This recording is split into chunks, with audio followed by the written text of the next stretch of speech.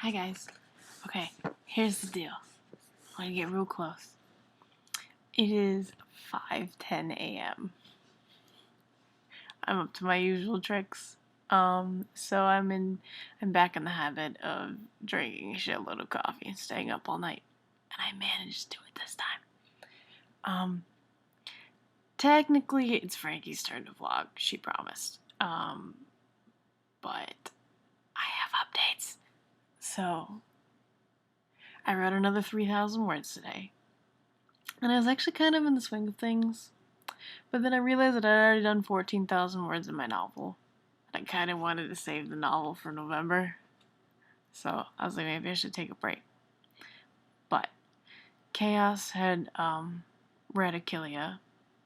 And we got talking about it in the Dead Pete Society because I added Chaos to the Dead Pete Society. And we were talking about it. And as it usually happens when the story comes up, number one, I got sad. And number two, I got thinking about all those crazy bitches in my story and how much I absolutely love them. Like Heike and CL. And I was like, oh, I miss them so much because they have so much attitude and character.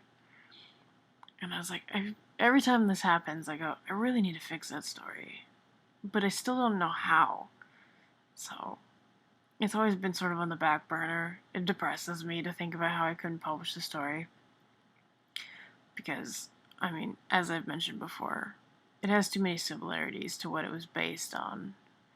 So I had to lose the similarities.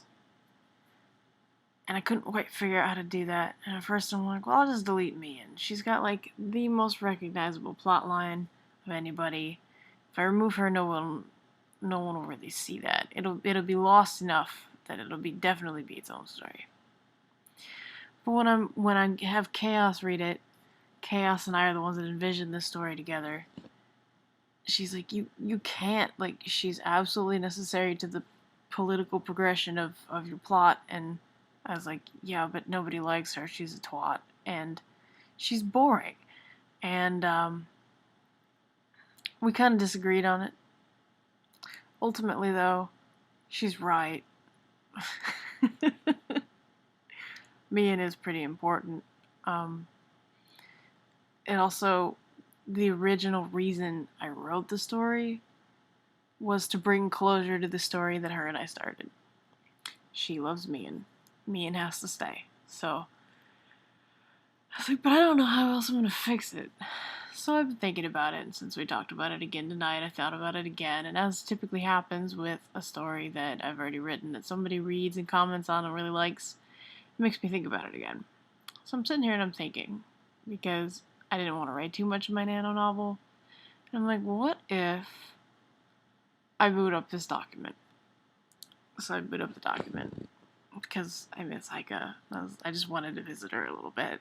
I love her so much. And I booted it up and I just started reading.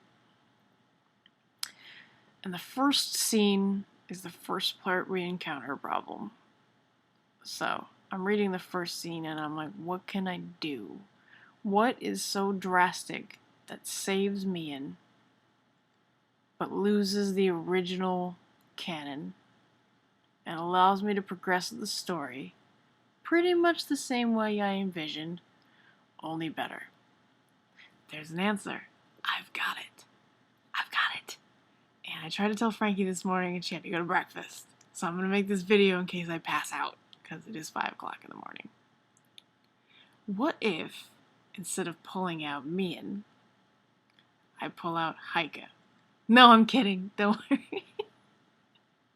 You can't lose Heike. She's too cool. But I got you, didn't I? I'm such an evil little shit. What if, instead of pulling out Mian, I pull out Dash? Ooh! Let's think about this for a minute.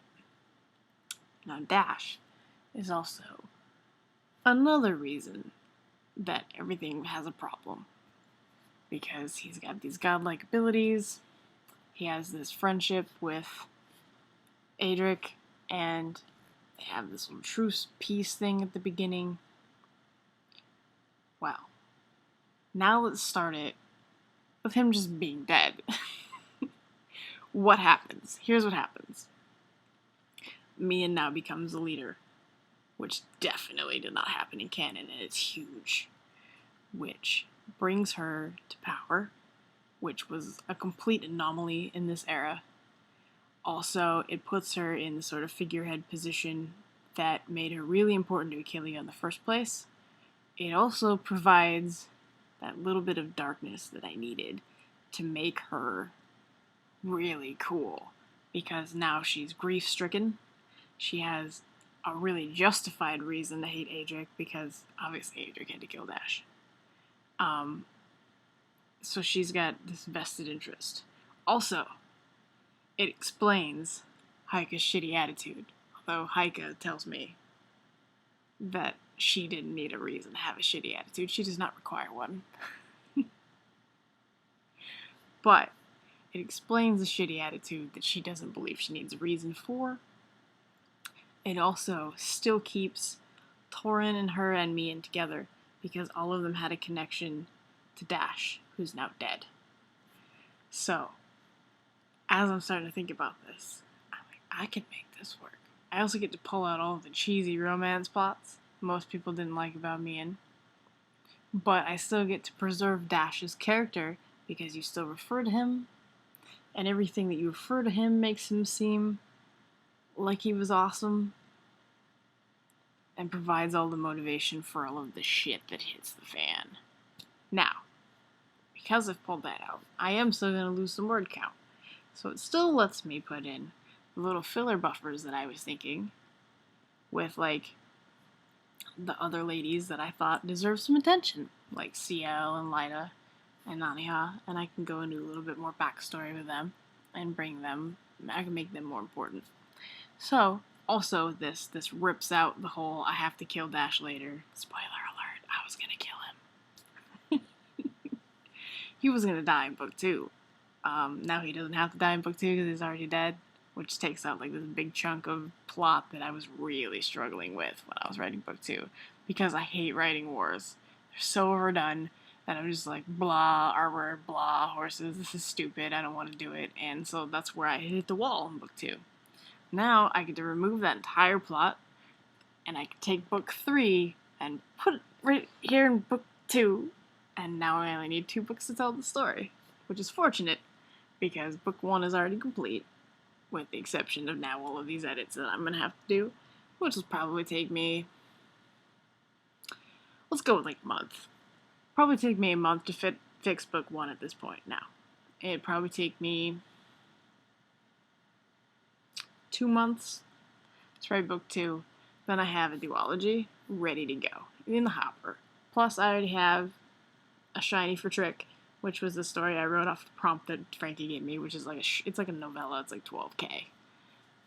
It's sort of like, I didn't want to publish that first because it's not really like my typical writing style, and I didn't want people to get the wrong idea about how I write, because a shiny for Trick is kind of like this fairy tale gone awry. It looks like it's kind of supposed to be a kid's story. It kind of reads like a kid's story, but it's kind of dark and a little bit gruesome, kind of like a grim fairy tale. So, I mean, I like it. Everyone who's read it has liked it, but I don't believe it represents me as an author, so I didn't want it to be the first thing I publish. Maybe it does represent me as an author. I guess it kind of does. But I'm hanging on to that one. I still don't want it to be first. So I have that. I have the duology of Achillea and Viscaria, and then this thing that I'm going to write for Nano, which is already going quite well. So if all goes the way that I want it to, by the end of 2016, I have 3 books to publish and a sequel ready to go. Yeah. That's what's happened to me in the past week. So, October's been wonderful. Really looking forward to November. And I really hope that Frankie gets to see this video. But yeah, so that's where I'm at right now. I have already edited completely 3 chapters of Achillea. It's going very well. Now that I've killed off one of my main characters at the beginning of the novel. That's a record for me. And I'm looking forward to editing all of the shit out that was bothering me in the first place. This adds a whole new dimension to Mia's character, and I think it's going to make her a lot more fun. So I can't wait to see where it goes, because even I don't know where it's really going to go at this point, but I'm excited. And I'm really happy that I finally fucking figured out how to fix it, because it's been pissing me off. You don't know what it's like. Maybe you do. I don't know all of you. But most of you probably don't know what it's like to spend like 6 months solid on one book when you're used to writing like this many words in less than a month, only to find out you can't do anything with it. And then to let people read it that love it so much that they're ready for book 2. Like, I think I'm pretty good, but this story and the people in it are a work of art. I'm never going to be able to replicate Heike. She's way too cool already. And I really want to share her with you. So the fact that I wasn't going to be able to do that has been the main, like, my depression since I finished it. Because thinking that maybe no one would ever get to experience Heike of the Lyran is sad. So, that's my big news. And I took 11 and a half minutes to tell you that. So, that's me today. I'm just going to take a moment to enjoy this, because I have been agonizing about this since I finished it, and since Stella told me I couldn't publish it. Because what do you do at that point? Wow, you kill somebody. You know, they say that when you get stuck with the plot, like, you should just do something really drastic. And that's what I was thinking. I was like, I need to do something really drastic, but I don't know what to do that's drastic enough that still preserves the spirit of the story. And it was really, really, really hard, guys. But we're going to see where this goes, and I will get back to you as soon as I can. So thanks for watching.